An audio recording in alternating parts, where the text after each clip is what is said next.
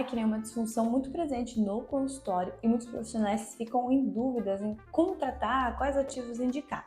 Então, essa aula já é uma sequência de aulas, já deixei a questão da anamnese, deixei um caso clínico e agora essa é uma continuação das aulas, essa sequência de acne que eu estou fazendo aqui no canal para poder te auxiliar. Então vamos lá, tá aparecendo aí na tela para vocês uma imagem ali que eu coloquei da pele, explicando o que é acne. Então a gente sempre tem um aumento da oleosidade, um poro obstruído e a gente tem uma inflamação. Além disso, o que a gente entendia antes era que nós tínhamos uma proliferação da bactéria da acne, né? Que hoje é o Cutibacterius acne. Mas atualmente, nós não falamos que nós não temos uma proliferação dessa bactéria, um aumento dessa bactéria.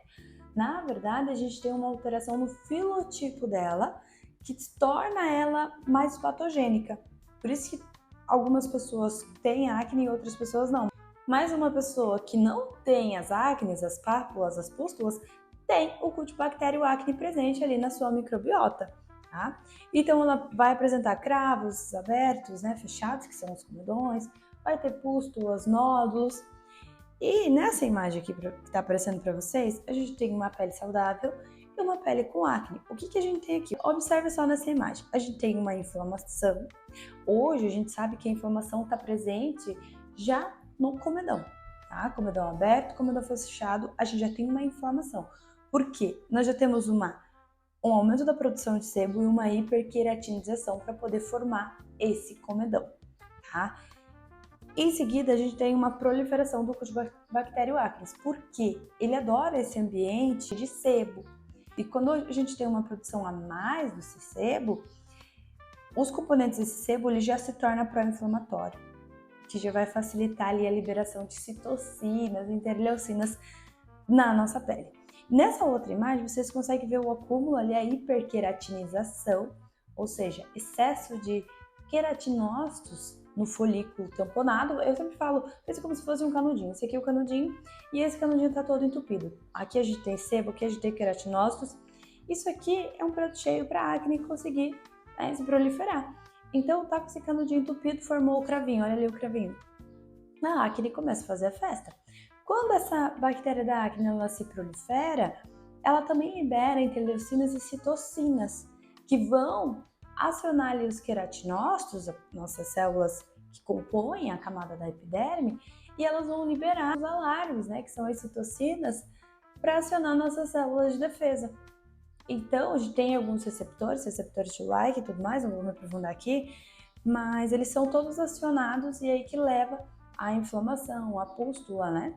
Em relação à glândula sebácea, além da gente ter essa produção de sebo, nós temos receptores de andrógeno ali, principalmente a mulher. No período menstrual ali, você pode notar um aumento da oleosidade dos cravos e o surgimento das acnes, porque nós temos uma alteração hormonal. E essa alteração hormonal, ela se liga na glândula sebácea. Eu já trouxe para ilustrar para vocês entenderem a diferença do cravo branco e do cravo preto, né? O cravo preto nada mais é do que quando ele oxidou, ele rompeu a pele e veio para a superfície. Então ele entrou em contato com o oxigênio e ele acaba oxidando. E o cravinho branco não, ele fica debaixo aqui da pele nossa, tá? A gente tem uma pápula, a gente tem as nossas células de defesa atacando. Então lembra lá na aula de imunologia que temos os neutrófilos, os linfócitos, macrófagos? Essas células elas são chamadas ali para a superfície e começam como se fosse uma guerra. E quando a gente tem a pústula, a gente tem o pus, que aí geralmente deu uma briga, eu costumo falar assim, que elas brigaram e ocorreu morte de algumas células, da bactéria, das nossas células de defesa, e forma esse pus. E aqui nós temos a tabela que eu comentei com vocês, que eu classifico o que acontece ali na pele, né, o fator e o que ocorre na pele, quais são o impacto clínico.